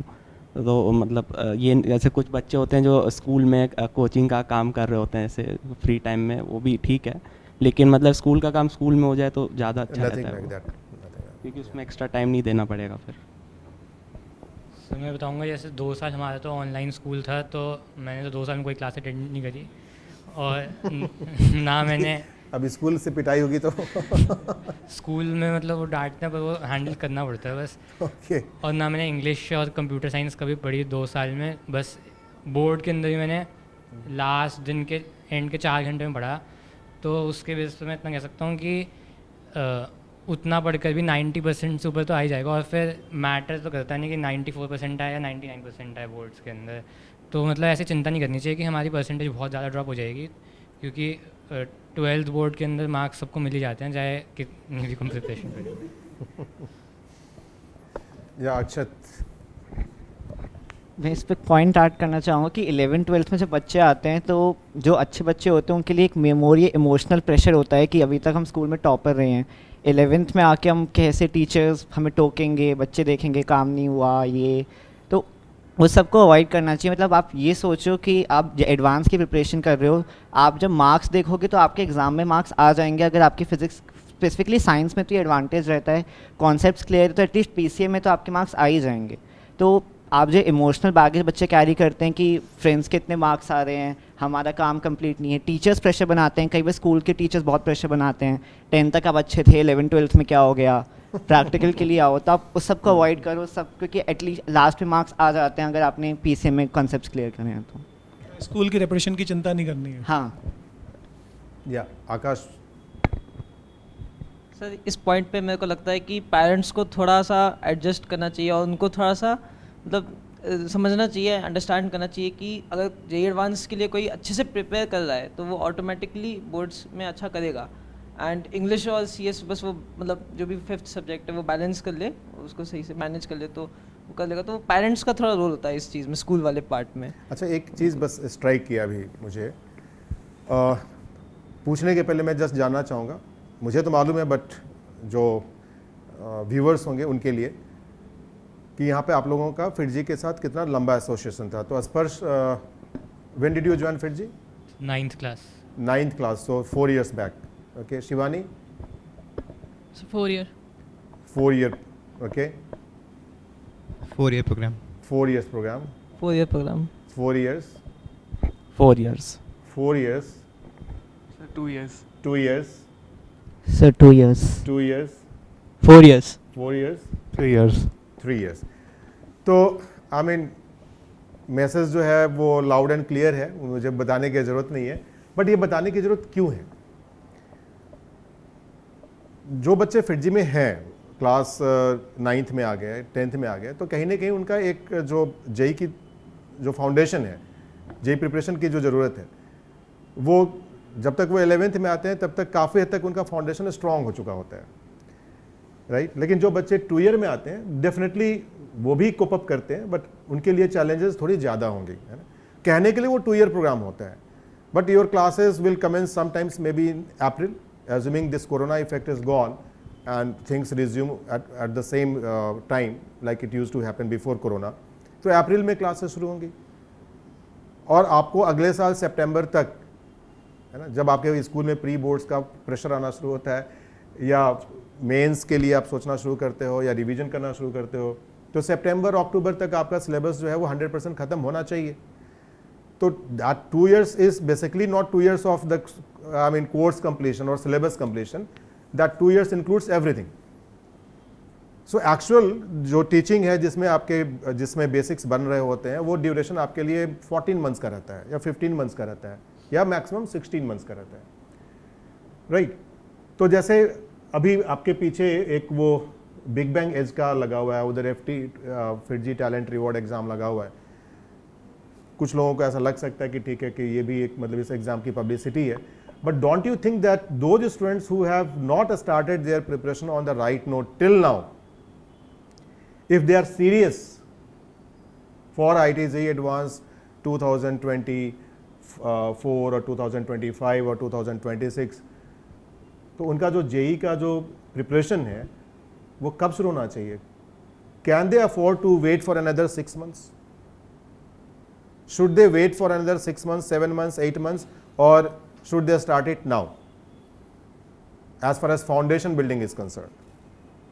Because many students I face and most of the teachers face, when they come to the class 11th and join any institute, they might not be even able to answer, okay, what is the value of cos 120 degree, which they should have done in class 10th or 9th.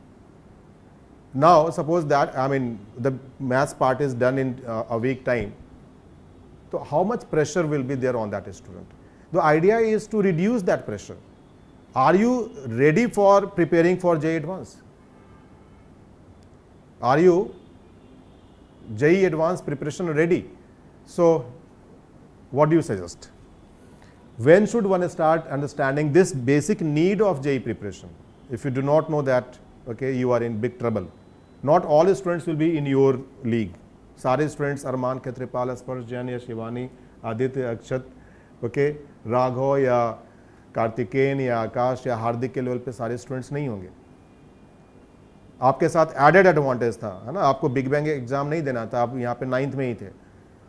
लेकिन जो बच्चे नहीं हैं, कहीं नहीं हैं, और जो जेई की तैयारी करने का सोच रहे हैं, उनके लिए राइट टाइम फाउंडेशन बिल्डिंग का कब शुरू होता है? नाउ और then after some time. So this is what I like to know from everyone. मुझे लगता है जितना हम अर्ली स्टार्ट करें उतना ज़्यादा अच्छा रहता है, क्योंकि बस उसमें ये चीज़ इंपॉर्टेंट है कि हमें सब्जेक्ट्स में इंटरेस्ट होना चाहिए, हमें मतलब फोर्सफुली नहीं करना चाहिए। पर अगर किसी को इंटरेस्ट है तो ऐसा नहीं सोचना चाहिए कि अभी 10th बोर्ड्स हो जाएं उसके बाद स्टार्ट कर लेंगे, या कुछ बच्चे तो सोचें 12th। बट अभी इंटरेस्ट नहीं है तो बोर्ड के बाद इंटरेस्ट कैसे आएगा? नहीं सर, मैं कह रहा हूँ कि वो नहीं सोचना चाहिए कि बोर्ड्स के बाद स्टार्ट कर लेंगे। If you are thinking of JEE advance, that means you are on that track. हाँ, अगर हमें सब्जेक्ट्स में इंटरेस्ट है तो हमें जितना अर्ली पॉसिबल है उतना अर्ली स्टार्ट करना चाहिए। मुझे भी लगता है कि 9th 10th में स्टार्ट करने से मुझे 11th में काफ़ी एडवांटेज मिला, और 11th 12th की प्रिपरेशन उतनी हेक्टिक नहीं रही जितनी रहती है अगर मैं 11th से स्टार्ट कर रहा हूँ। ओके, बेसिकली 9th में 11th के चैप्टर्स सिंक्रोनाइज होते हैं और 10th में 12th के, तो आइडियल केस यही होगा कि आप 9th में ज्वाइन करें और 9th 10th में, ताकि आपकी बेसिक फाउंडेशन बन जाए 11th 12th की। बट जिसने नहीं ज्वाइन किया मान लो 9th में, है ना, तो जिसने उसको चिंता करने की बात नहीं है। अगर आप ज्वाइन नहीं किया, उसको क्या सजेस्ट करोगे? उसको अभी शुरू करना चाहिए या 6 महीने बाद अप्रैल में शुरू करना उसको चाहिए? डेफिनेटली उसी पॉइंट पे शुरू करना चाहिए, कोई Basically मतलब question देर ये करने का सोचो बात नहीं है। आप सब लोग, मैं न्यूमेरिकल टर्म में पूछूंगा आपसे कि अगर कोई बच्चा जिसका टारगेट है 2 साल बाद क्रैक करना है और कहीं एनरोल नहीं है 9th 10th में, क्या फ़र्क पड़ सकता है इसकी प्रिपरेशन में कि वो अप्रैल में ज्वाइन करे या अभी ज्वाइन करे? ये जो 6 months ऐड हो जाए उसकी प्रिपरेशन में, बेसिक फाउंडेशन को स्ट्रॉन्ग करने में, तो व्हाट डू यू थिंक कि उसकी रैंक पे क्या फ़र्क पड़ सकता है अकॉर्डिंग टू यू? मान लीजिए आज का पोटेंशियल है उसका कुछ रैंक लाने का, सपोज, ठीक है ना, और वो अभी ज्वाइन करता है फोकस्ड, अभी प्रिपरेशन स्टार्ट कर देता है। मैं यहाँ पे ऐड कर दूंगा सर के क्वेश्चन में कि ज्वाइन करने का मतलब ये नहीं है कि आप फिर मतलब उसी पेस पे चलना शुरू कर रहे हो जो कि अप्रैल में चलोगे, है ना, कि भाई एक वीक में आपका ये चैप्टर खत्म हुआ, फाउंडेशन बात हो रही है कि are you ready for preparing for JEE? Are you preparation ready? भाई हमने ज्वाइन तो कर ली इंस्टीट्यूट, है ना, वहाँ पे हम क्लास में बैठ गए, क्लास में टीचर ने पढ़ाना शुरू किया, राइट, और टीचर तो मान के चल रहा है कि देखिए 9th 10th आपने किया हुआ है, आपको मालूम है डिस्टेंस फार्मूला क्या होता है, आपको मालूम है कि साइन 120 डिग्री की वैल्यू क्या होती है, लेकिन वहाँ पता चलता है कि नहीं, आपको नहीं मालूम है। अब नहीं मालूम होता है तो उस चीज़ पे तब आपको टाइम देना है, या तो टीचर टाइम देंगे या आप घर पे टाइम देंगे। तो नेचुरल है कि वहाँ पे जो प्रेशर बिल्डिंग शुरू हो जाती है उस टाइम पे एक स्टूडेंट के ऊपर, और वो फाइनली मेजॉरिटी केसेस में वो प्रेशर इतना हो जाता है कि वो फिर चीज़ें हेवायर हो जाती है, मतलब कंप्लीटली अनऑर्गेनाइज हो जाती हैं। तो हम उस टाइम पे प्रेशर जो बनेगा उसको हम अभी से ही हम चाहें तो प्रिम्प्ट कर सकते हैं, दूर कर सकते हैं कि वैसा प्रेशर उस टाइम पे नहीं बने। तो you can use this 6 months time to be ready to prepare for JEE advance in true manner, that is the point. So this is what I'm just trying to say, whether you are in class 9th or 10th, whichever class you are in, or 8th. वही same मैं बताना चाहूँगा, जब मैंने 2 year classroom programme join किया था तो 11th class में शुरू में यही सेम मुझे प्रॉब्लम बहुत फेस करना पड़ा था। मैथ्स में हमें पहले एक चैप्टर पढ़ाते हैं बेसिक मैथमेटिक्स, जो मैथ्स फिजिक्स दोनों के लिए नेसेसरी होता है। तो इवन फेज़ हमारा फर्स्ट फेज़ 3-4 months का था, जिसमें 2 month हमारे जो टीचर थे उनको यही कवर करने में लग गया था कि बेसिक मैथमेटिक्स कैसे कवर करें।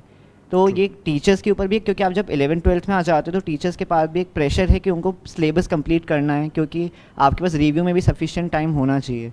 तो इसलिए वो आपके अगर 9th-10th में आपकी फाउंडेशन इतनी स्ट्रॉन्ग नहीं बनी है तो उनके पास वो टाइम नहीं है कि 11th-12th में वो आपको 9th-10th की फाउंडेशन को बहुत स्ट्रॉन्ग कर पाएँ। तो आप जितना जल्दी बिगिन करके अपनी फाउंडेशन को स्ट्रॉन्ग करेंगे वो बेटर रहेगा, जितना अर्ली आप बिगिन करें, ताकि जो ऑलरेडी पढ़ रहे हैं वो रिलेटिव ईज़ पे रहते हैं, क्योंकि वो ऑलरेडी यूज टू इन चीज़ों से। मैथ्स में खासकर जैसा आप बता रहे हो वो होता है, बच्चे एनसीईआरटी पढ़ते हैं, 90 के आगे उन्होंने कोई ट्रिग्नोमेट्रिक रेशियो भी नहीं पढ़ा है। तो जितना इजी आप जल्दी आप बिगिन कर लोगे उतनी इजी आपकी जर्नी हो जाती है, उतनी स्ट्रेस फ्री हो जाती है, स्पेशली इन द बिगिनिंग जब आपको कुछ आइडिया नहीं है कि कैसे प्रोसीड करना है। Anyone else on this? मैं इसमें कहना चाहूँगा कि अगर हम अभी ज्वाइन करें तो हमें एक आइडिया लग जाता है कि हम अपने बाकी पीयर्स और बाकी कंपेटिटर्स से अभी कितना आगे है, कितना पीछे है। तो जो अभी ज्वाइन करेगा उसको पता है कि उसको 6 महीने में किस तरह से कवर अप करना है, उसको मतलब पढ़ाई का लेवल पता चल जाएगा, गैप्स पता चल जाएंगे, तो उन गैप्स को तुम दूर कर सकते हो। हाँ एग्जैक्टली, वेरी ट्रू। तो उसका थोड़ा बहुत फाउंडेशन बनना भी ज़रूरी है। जैसे फॉर एग्जांपल मैं 10th में आया था, मेरे को पता नहीं था DX का मतलब क्या होता है, तो मेरे को वो थोड़ा समझने में टाइम लगा, फिर ग्रेजुअली 11th के उसमें समझ में आया, तो 11th 12th मेरी स्मूथली निकल गई फिर। सही बात है, true. I mean this is also very important. भाई हमें गोल्स तो सबका एक ही है, डेस्टिनेशन एक ही है भाई, JEE एडवांस, राइट? मतलब जो भी बच्चा सोच रहा है और गोल वही है, और सब चाहते हैं अच्छा रैंक आए, लेकिन उस अच्छे रैंक तक पहुंचने के जो डिफरेंट स्टेजेस हैं, तो उन बगैर उन स्टेजेस को क्रॉस किए हुए आप वहां पे नहीं पहुंच सकते हो। तो you have to cross each and every stage, and the stage begins with a strong foundation, isn't it? The preparation begins with getting a good foundation. मतलब फाउंडेशन का मतलब ये है कि 11th में जो आप करने वाले हैं, 11th में जो टॉपिक्स पढ़ाए जाएंगे या आप खुद पढ़ोगे, बुक से पढ़ोगे, वो समझ में आए, उसके लिए क्या आप रेडी हो। तो that is what is mean by strong foundation. और वहाँ पे चैलेंज हो जाता है बच्चों के ऊपर और प्रेशर बनने लगता है, पेरेंट्स भी फ्रस्ट्रेट होते हैं, कंफ्यूज रहते हैं, बच्चे भी कंफ्यूज हो जाते हैं। तो I mean this is one area where okay I will like कि भाई आप लोगों की तरफ से लाउड एंड क्लियर है, बच्चों के पास मैसेज जाना चाहिए। बाकी चीज़ों में तो हम कहते हैं कि शुभ काम में देरी क्यों, राइट? लेकिन इस काम में हम पता नहीं क्यों पिछड़ जाते हैं, सोच के चलते हैं कि पहले बोर्ड देख लेते हैं, चलो फिर देखेंगे, बट इस चक्कर में हम बहुत पिछड़ जाते हैं, फिर हम न बोर्ड देखने लायक रह पाते हैं, न JEE एडवांस देखने लायक रह पाते हैं। So anything else finally to sum it up, who will like to sum it up? Shivani, so वो फाउंडेशन वाली बात से रिलेटेड कुछ बोलना था। या बताओ। सो फाउंडेशन के साथ साथ एक सिटिंग हैबिट जो राघव ने पहले मेंशन किया था, वो भी डेवलप होने में थोड़ा टाइम लगता है। किसी नए जगह में ज्वाइन करने के बाद एडजस्ट होने में भी टाइम लगता है, तो जितना जल्दी आप ज्वाइन करोगे तो वो भी डेवलप हो जाएगा हैबिट। ऐसा तो नहीं लग रहा है कि we are doing publicity of okay this admission test? This is the truth और publicity? This is the truth.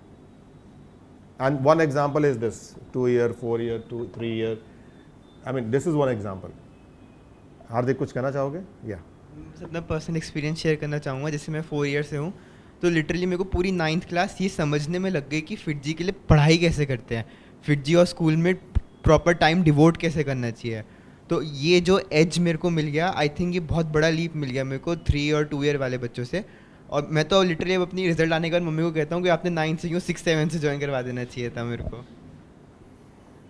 Okay, so to conclude let's have what, यहाँ पे इनके सामने हम लोग खड़े हो जाए या ऐसे ही कंक्लूड कर लें? वो एक तरीके का फोटोग्राफ भी हो जाएगा, नहीं?